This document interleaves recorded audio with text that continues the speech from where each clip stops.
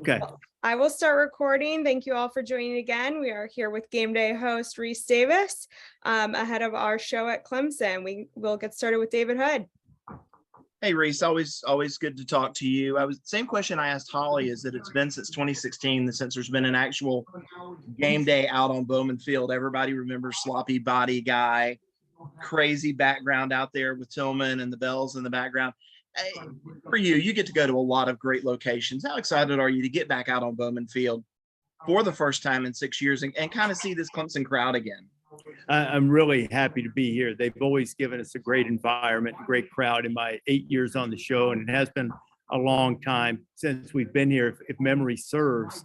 Well, obviously, we were here 15 for Notre Dame and then 16 for the Lamar Jackson game, which was, which I'm sure to Clemson people said a Deshaun Watson game, but Lamar was sensational that night. It was a great game.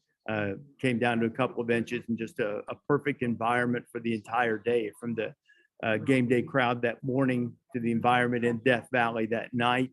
So we're fired up to be here. I think two things really work well for the environment of the show. One is to go to a place where we've never been and they're excited to have us. And the other is to go to a traditional power with a passionate fan base where, for whatever reason, the show hasn't been in a few years. And this certainly fits the bill of national power, where we probably are a little bit overdue for getting back here. So we're fired up about it. And it'll be a great environment on Saturday morning. Clemson obviously has that great entrance that you've seen many times, but it's changed a little bit this year. The stadium goes dark and the orange lights flash. Are you, is there any part of you that's like, yeah, I can't wait to see that too and kind of see how this kind of unfolds? And do you guys have plans to cover this in a little different way? Well, I'm sure I'm not calling the game, so I'm not privy to know exactly how they're going to do the entrance. I would imagine they will. That's something that's sort of catching on around college football, and it's really cool. I think, sort of speaking bigger picture here, one of the things that is a challenge for athletic departments is how to make the game experience inside the stadium something that you can't replicate on television, because the television experience is pretty good and you don't have to drive 2 hours after the game. You don't have to sit in traffic. You don't have to deal with the weather. So you have to make the game experience inside the stadium something that you can't replicate at home. The light shows, the way it builds the energy that you see a lot of places and that Clemson is implementing now is one way to do that. So I think it'll be really cool, certainly for a big game. First time these two have met as top 10 opponents, and North Carolina State's first top 10 matchup ever, which is, kind of surprising. I mean, I know that they're not a traditional juggernaut, but they've had really good teams and they've had some highly ranked teams, and to be going into this type of game for the first time in program history gives it a little juice, and probably adds a little juice for the home team also with a top 10 opponent coming in. Hey, Rece, this is Grayson Mann from Clemsonsportsnews.com. I wanted to ask you the same question I asked Holly about this rivalry with NC State. How do you feel that it's evolved over time, with the 2016 game going wide right, or Bradley Chubb and Kelly Bryant with the towel? Feels like this has really caught the nation's eye. And how does that help you focus a narrative for Saturday's show with a game like this and as highly contested as it can be? Well, it's come a long way from being the Textile Bowl, right? I mean, the trophy that no one knows about, in college football. So I think that anytime that you have really good teams playing for high stakes, that it gives a little juice to the rivalry. The fact that these two have played a lot over the years, and games that have largely, historically speaking, I mean, dating back the last 50, 60 years or even before that it's largely been a regional thing. But when you have top 10 opportunities, then it becomes more of a national rivalry, and it does capture a little bit more attention. And I think that certainly helps us in terms of presentation. But to be completely candid and fair about it, in the eyes of the majority of average college football fans, if there is any such thing, there's only one national power in this game, and that's Clemson. NC State is an upstart. I've mentioned a couple of times they haven't played in a game like this, let alone haven't won a game like this. They haven't won a conference championship since the 70s. we got in a little debate in the meeting this morning about what Clemson's real coming of age moment was. And I know a lot of people point to that LSU bowl game, Peach Bowl back in the day. I think it was the Notre Dame game, the bring your own guts game. Not that they weren't good before then, they certainly were. But that was the first year in the modern era, post 84, post 81, that they would go on to play for the national championship. They were not the higher ranked team, if memory serves, on that night against Notre Dame. That was a landmark milepost moment for Clemson in its ascension to the ethereal realm of college football under Dabo. That game, the Notre Dame game at home, it's not a home game, but this is that type of moment from North Carolina State. And I think just because North Carolina State has a 10 beside its name, that gives it a little juice, but there's still skepticism about whether they truly belong in that type of conversation. They'll have the opportunity to prove that Saturday night. And I think that too is compelling drama, is do you have a team that can take a step to borrow from Dave Clawson and go from good to great? North Carolina State's been good, really. They haven't just been good. They've been really good under Dave Doran. They haven't been great. This is an opportunity to prove they can be great. And that, I think that sells as much as anything. Hey, Rece, my name is Mitchell Summers. I'm with Fox Carolina. Thank you so much for your time. Am I allowed to talk to him, Julie? I'm kidding. Oh, no. I'm kidding. He gets one question. That's it. I'm kidding. My first question, I was wondering, just kind of generally overall, what are some of the beats that you guys are trying to hit with covering this game? I'm sorry, I'm having a little trouble. Bears talking down here. Say that again, please. I was wondering, overall, generally speaking, what are some of the beats that you are trying to cover with this game? I mean, we've got a great story on Brian Brezee's sister. Dabo's going to join us on the set. We'll have what I think something we've been talking about since the off season. When we do our breakdowns at the Zotron board, we've done that. But what we talked about being able to do this year is kind of do a point counterpoint back and forth. If you do that, I would do this. Using the schemes of the teams involved. Kirk and David are going to do that Saturday morning and kind of go back and forth on some of the breakdowns. This is how I would defend this. I do need to make sure, though, as you say that, make sure I've got the right game. We're doing that. I just got to make sure it's about this game. Let me. I'm sure it is. But let me double check. Oh no, I'm sorry. So scratch all of that. That's about the Ole Miss Kentucky game. As soon as I started telling you that, I started thinking, I think that's Ole Miss Kentucky. That's something that we'll be doing on the outside, though, is they'll be doing point counterpoint. Obviously, we'll have XO breakdowns about what's gone wrong for North Carolina State's offense, because it hasn't been very good, surprisingly so. And then Clemson's defense and the defensive pass interference penalties, and whether North Carolina State with its young receivers can take some shots at those corners and be as effective either with completions or with DPIs as Wake Forest was last week. So, those are some of the things that we'll be hitting. Yeah, one of the first things. There's a lot going on in my head right now, Mitchell. I don't have the rundown completely memorized yet. I understand. You guys have a crazy day ahead of you. I completely understand.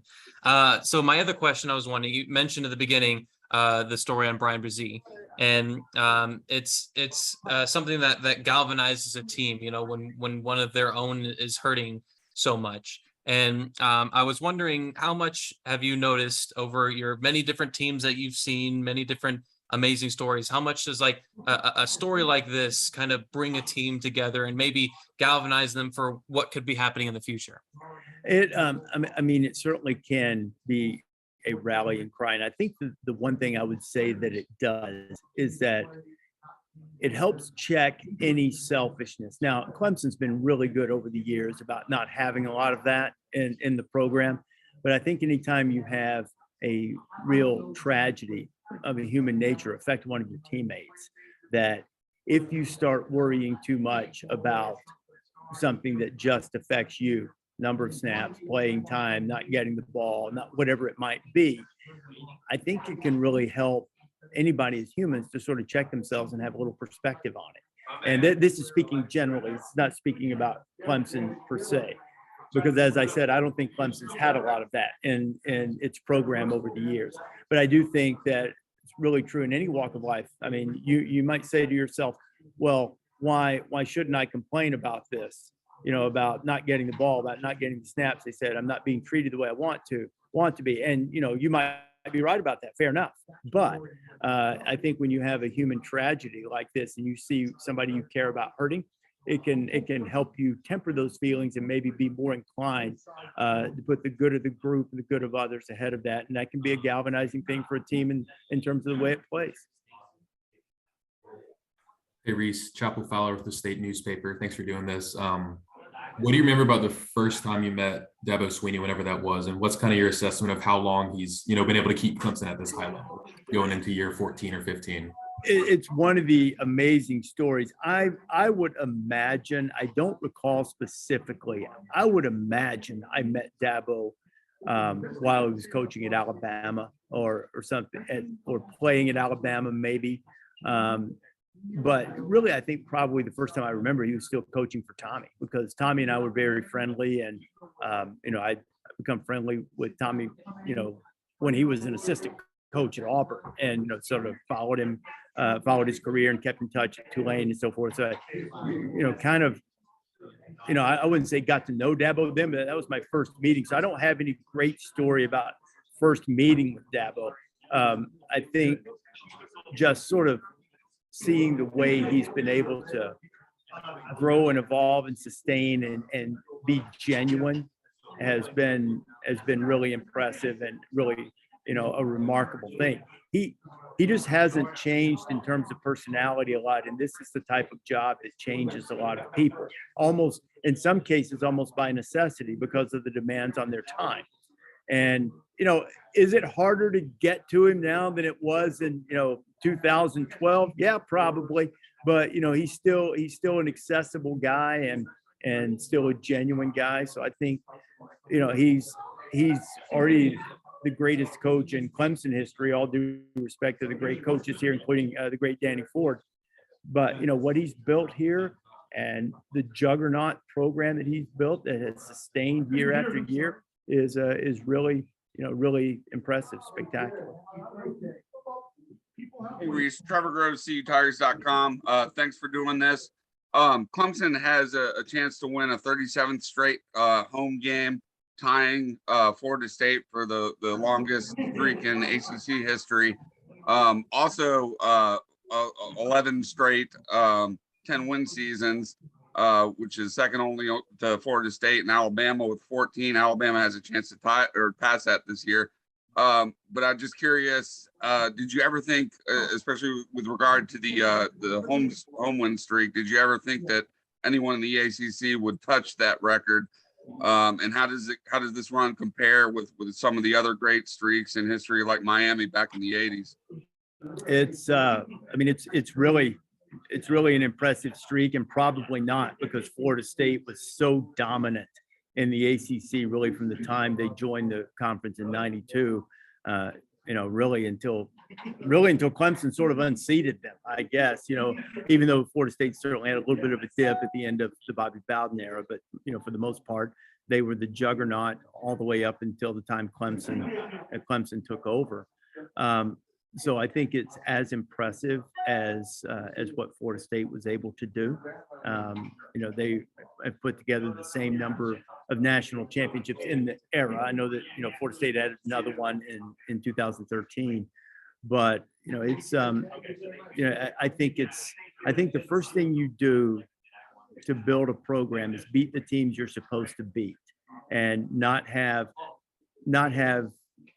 the face plants, the inexplicable losses to teams that you're better than. And those have been rare, the rarest of occasions for Clemson, particularly at home. And I think that's the one of the most underrated marks of sustaining greatness in a program is, do you beat the people you're supposed to beat all the time, or 99.9% of the time? And Clemson has done that, and it's manifested itself in this home winning streak, which certainly I think ranks up there with with what Florida State did. And if I recall, I think Miami's went into the 50s. So let's give Clemson a few more seasons to get that home winning streak up the way the Hurricanes had it back in the day. But certainly it's a really, really impressive run. Thanks, Rece. You bet. Hey, Rece, thank you for taking the time. I'm watching game day week 1 when you guys are in Columbus and Lightning forces you to move into that pretty constrained space in the lobby of the arena. I'm just curious, obviously the forecast is starting to shape up much better for this weekend, but how cognizant are you of the weather as the week goes along? And now that it looks like it's going to be much better than what was anticipated, what's the excitement level like of being able to do game day in the place it's intended to be? We're very grateful for that, and really extraordinarily grateful to our crew. We have people forget sometimes, or I won't say forget, they don't realize that we have probably, when it's all said and done, 100 people, that are responsible for doing their part on the show. A great number of those people are our truck drivers, the people who construct the set, who put up the screens, who do some really hard work and some pretty remarkable things in an extraordinarily short period of time. And they were in limbo a little bit this week because we weren't sure that we were going to be able to do that. And if they were going to be able to do so safely, which was the first principle for us, is make sure that, that they were safe. So it's great that we're able to do it. We do have a backup plan that is better than the Ohio State situation, simply because the Ohio State deal sort of came out of nowhere, and it was, and I still to this day haven't seen any lightning. I know it was there, and because they said it was there, but I didn't see any. And with this, we kind of know what the forecast is, and we know what we're up against, and we have a backup plan. And I'm grateful for our crew that has done the hard work to get things ready and able to do so safely. Also grateful we had really good leadership that employed some patience here to say, let's wait. Let's not bail on this. Let's not decide we're going inside for sure. And I think that's going to pay off with a great scene, even if it's a little bit rainy, because as we referenced earlier, one of the great scenes in my 8 years on the show was when we were doing it in the middle of a monsoon and a quagmire before the Clemson Notre Dame game in 15. We'll finish up with Mitchell now. Hey, Rece, Mitchell, one more time. I'm asking so many questions as the Fox guy. I'm sorry. Don't call yourself a Fox guy. You're better than that. I'm kidding. That's off the record. It was a joke. I've got friends there. I'm just joking.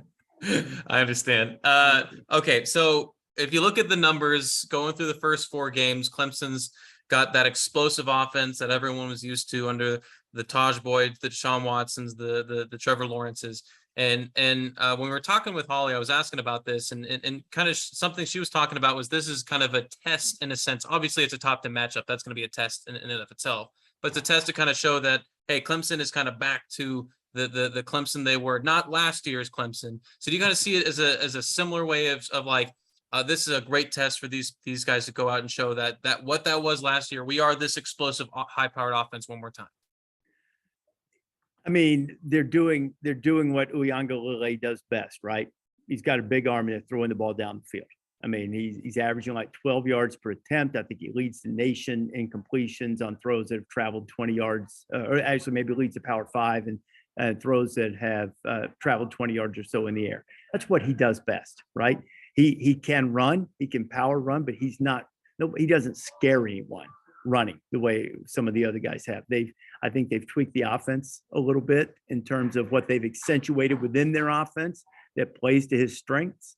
And, I don't know that he has to prove it necessarily, but or that they have to prove it necessarily. But it is a test, because this is going to be the best defense they faced by a long shot.